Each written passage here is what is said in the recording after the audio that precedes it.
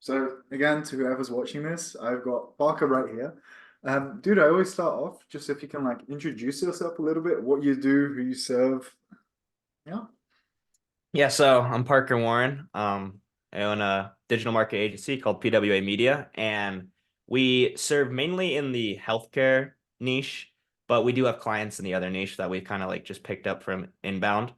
But yeah, mainly our offers revolved around the medical niche, and we found the most success with it is we found that they have a very high um, client value. So getting leads there is very powerful for them.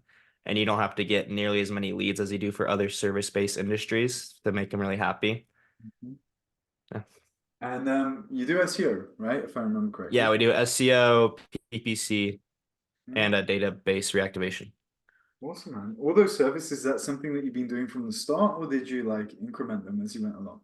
So SEO was the first thing I started with, and then um, probably Google Ads, and then recently we've been adding in the database reactivation stuff to kind of get more quick, easy wins for people.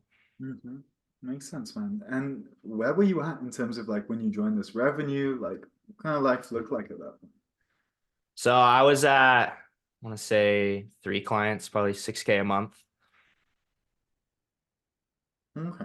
And not to get all emotional and stuff like that, but how did it feel? Like what were kind of pain points, like if we want to call it when you joined the program, right? How I twisted your arm into joining us. I'm gonna be straight up with you. I didn't really have pain points. I just wanted a shortcut.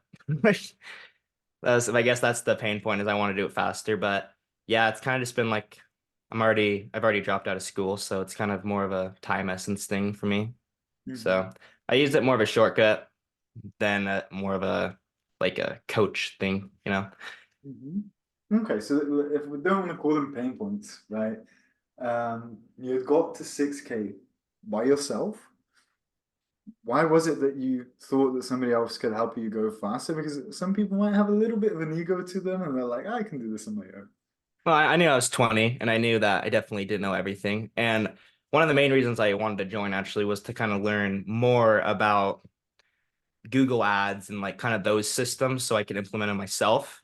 Mhm. So that's probably been the most useful thing for me is kind of this the problem with this is why I recommend courses is the problem with like yeah, everything on the internet's free, but having a place that has everything centralized and that's reliable and trustworthy, that's the biggest shortcut in terms of time. And that's kind of what I'm talking about. Where like I could easily go on the internet and find all this for free. But thing is if everything's in a nice like A, B, C, D fashion, and you can learn very efficiently and quickly from people that have actually done what you want to do. So, and that's kind of the main reason.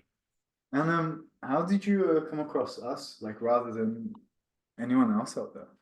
Not to say. Um, yeah, saw some Charlie videos, kind of probably similar to other people, but yeah, I saw some Charlie videos.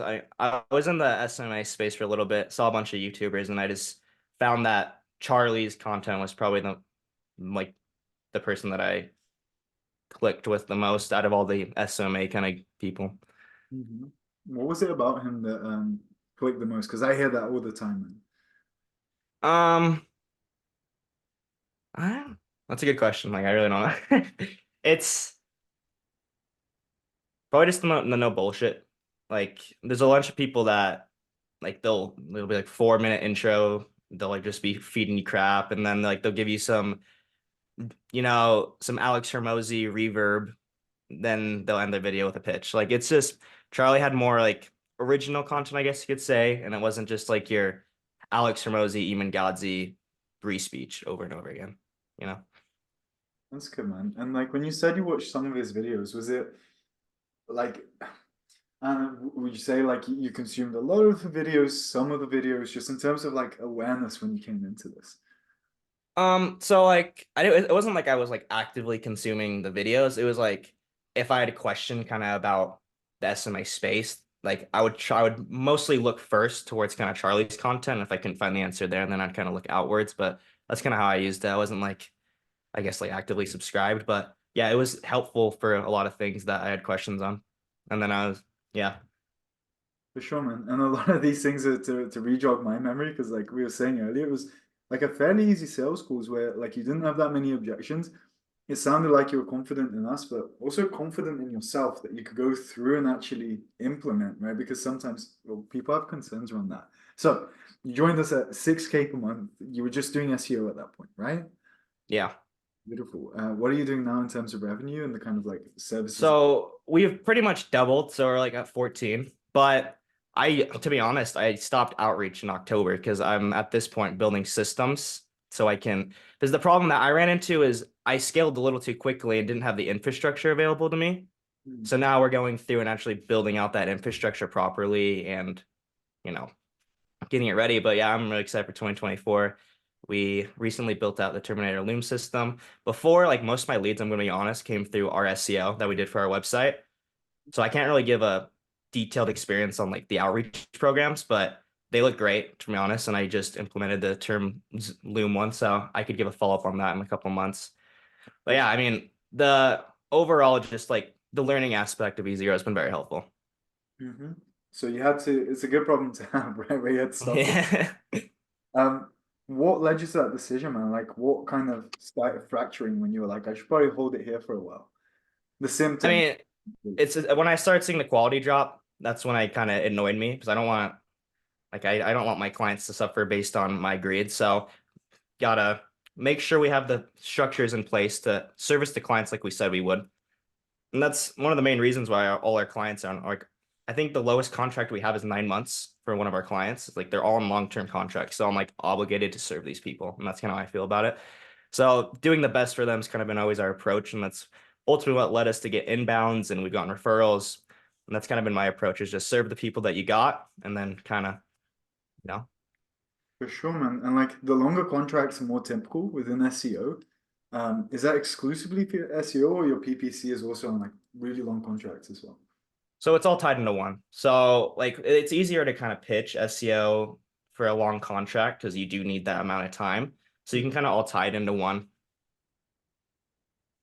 Makes sense, man. Like ideally you kind of want to have your Google ads do most of the work for the first 4 months. And then I like after that your SEO kind of start picking up. And in that time you can do database reactivations and stuff to keep getting quick wins for them. But the main thing you're building is that SEO and that system to build them inbound leads without them really having to do anything. And are you still working by yourself at the moment, or you built a team by this point? And if so, what? I had a team prior to joining, but it's definitely grown a lot. I think I have like, a good amount of members. I don't think it's like 10, 11. So it's not crazy, but it's something. Man, this is gonna sound cheesy, but I'm imagining that you don't feel that much of a difference. But like, how does it feel being at 14K a month now? Like with those years or months gone by? Feel a little wiser, but I don't feel anything crazy change. I mean, that's kind of it. Mhm. And like, how much did you actually like consume the program at the start? Like most people, like 20%. So yeah, my kind of goal was in my planner. I just do 2 hours a day of EasyGrow. Just keep it. I didn't want to make it like. So the problem is if you cram it all at once, you're not gonna really learn anything. So I kind of did it incrementally every day. And so yeah, I was able to finish like a module every like probably bi-weekly. Yeah. And I know you didn't set up like the outbound systems first, which is probably what most people do, right? To get those. Yeah, I kind of did it backwards. So just walk me through like where you got that value within the first month, the second month going into it, where you really saw that come into fruition, if you will. So I think the main value,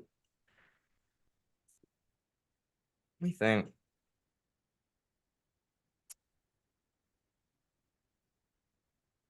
It was probably just my idea of charging. Like that was probably the biggest revelation to me. It's kind of like you can charge more if you add more. Like I mean that sounds stupid because like everyone's like, oh yeah, duh. But like you can it really differentiates your product from other people. They expect like, oh, this is something new, this is fresh to the market. Whereas I was kind of like before I kind of like was just like your average like retainer kind of agency. And so I've kind of changed my approach in terms of pricing and how we kind of do that. And that was a big help early on. I'm not gonna lie. And I would say one of the bigger helps too, especially like I come from a sales background. I've done sales before, but the incentive-based pricing is very good. It's very good to kind of get people to go from one side of the sand to the other. Because like most of the time people are pretty much on board by the time I finish my sales introduction, like my sales speech, but they just kind of need that nudge, and that's kind of what it does. It just gives them that nudge to kind of join now. Hmm. It makes sense, man. And how is it getting in front of decision makers within the medical niche? Because I know that it can be more tricky, right? Because you have various different structures of leadership, of hierarchy, and so on. Yeah, so yeah, it's kind of the medical niche is funny. So like most of our medical, like I said, I haven't really done any outbound yet. Like our 14K a month is pretty much all inbound. So we haven't really had to deal with like the gatekeeper issue. I'm pretty sure there is a receptionist that you have to deal with in the medical industry, but we have that rapport at this point, and we have a kick-ass case study. We did a 7-to-1 ROAS on our last client, so we have a really good leverage to go into the medical industry with now. So that's kind of the thinking, I guess you could say. It's awesome, man. And just like, what would you say would be the hardest part having gone through the program? Like, you're an easy breezy dude. You're chill. You're relaxed about life. You're easygoing. But what would you say was the most challenging thing that did come up? Um, Describe like challenging, like time or like just like thought, like what would you say? Frustrating, or where you met a lot of resistance, perhaps. Probably just sitting my ass down and looking at a video for 2 hours like that. I mean, I have pretty bad ADHD, and I'm pretty sure a lot of people do. But yeah, that was. But I mean, after like just doing a couple, I kind of got through it. But yeah, like the longer shit, I spilled my coffee. The longer videos that are like 3.5 hours, like 1.25x that. I love it. And like, since we're on that note, how would you say that you balance that thing around time? Because you're busy, man. Like, you had stuff going on. Um, how were you able to carve out 2 hours a day, which is like not insignificant? So I pretty much have my agency stuff in the morning, and then I do easier kind of towards night. So once I kind of like, I would kind of work from like, I want to say like 7 to like 5 o'clock. It's usually kind of like my work schedule. And then after that, that's kind of my time for like socials and easy grow and stuff like that. Okay. And like, if you were to look back, would you do anything different in hindsight? Probably dropped out of school sooner. I mean, yeah. But man, I'd actually like to talk about that a little bit. But when it comes to actually going through the program and like the order that you went through things, is there anything you would have done different? Let's see. Like my memory. Let me check the order I did it in. I Mhm. did acquisition genesis first, self transcendence, sales systems, and then that's when after that I went into the Google Ads mastery and agency to service delivery segments. If I were to change it, I mean, I feel like the first three are kind of key. Like, I feel like you kind of have to do the first three to like get an understanding of the program. If I was like really like wanting to increase my revenue quickly, I'd probably implement the outbound systems very first. Hmm. Um, but that wasn't really the case for us because we already had cash flow coming in, so we could kind of more strategically kind of think about it. Yeah. Let's go on to the school thing. Like, when did you drop out? Was it recently? I dropped out after my second semester in college. So Okay. I did one semester, absolutely hated it, and then pretty much failed my second semester. So like I stopped going. So that was pretty much me dropping out, but like I pretty much just stopped going at that point. Were you making anything with the agency when you did drop out, or did you go like completely cold turkey? No, so when I first dropped out, that's when so like I did some drop shipping stuff originally in college, kind of just dipping my toes in the water. Who hasn't? And Who and hasn't?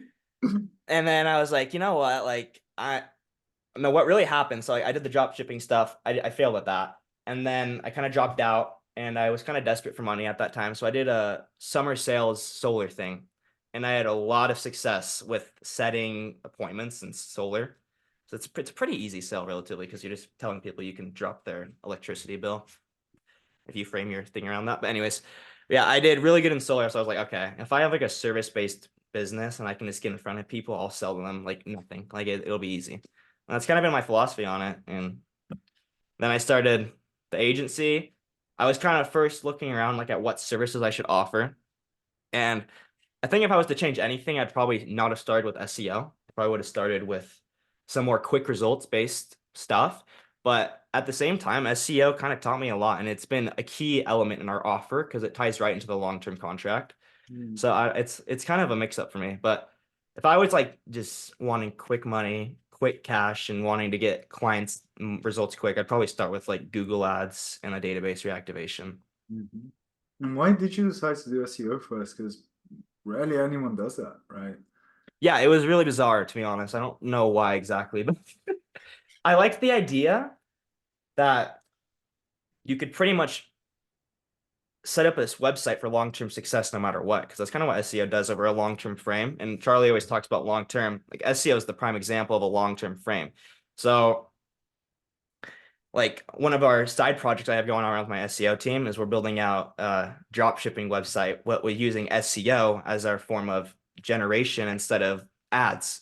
And we can do it very cheaply because I can do it all in-house. And yeah, it's kind of like our side thing going, but I That's don't the know. dropshipping store that you own like in-house as well.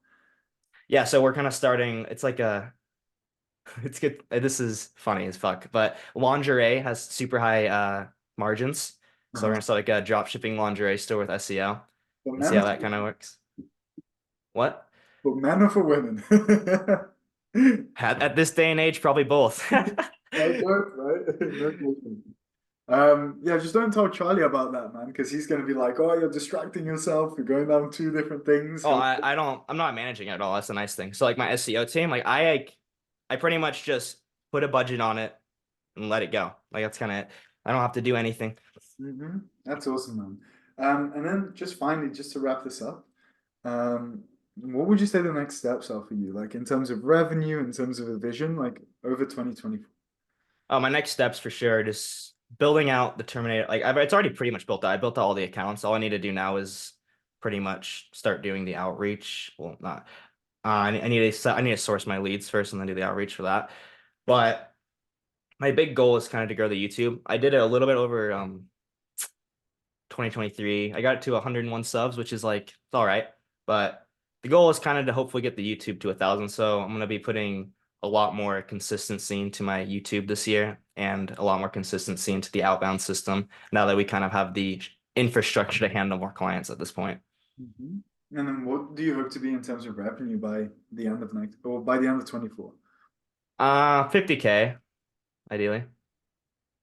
You have the infrastructure for service delivery, right? And not to mention the back end side of things with lingerie. That's going to be insane. Yeah, no, that's a kind of like a fun little side business. I don't have to like, so I have on my SEO margins, it's like $250 a month to really service that, and that's like nothing. It's like a drop in the bucket. So if Mhm. we have that going for like 2 years, it'll That's start awesome. getting that. I But yeah. think that's like that's just like the takeaway from this whole thing or this whole interview. But we can see that you have a really long-term mindset. You're thinking about the future. You're structuring things for a year, for 2 years. You stop getting clients. You're refining your service delivery side of things. And that's why I know you're going to do fucking amazingly, man. And so we'll catch you up when you're at seven figures again, Thanks, um, man. I appreciate that. probably pretty soon. And we're going to wrap this up, man. I know that you were kind of fidgeting. You got work to do. You got your shit together. Dude, enjoy the cold out there in. Wait, real quick though, before you like end it, we got to talk about swapping to the credit card for the thing. Oh, sure. Let me just Yeah. end the recording. Yeah, sorry about that. I didn't want you to like hang up.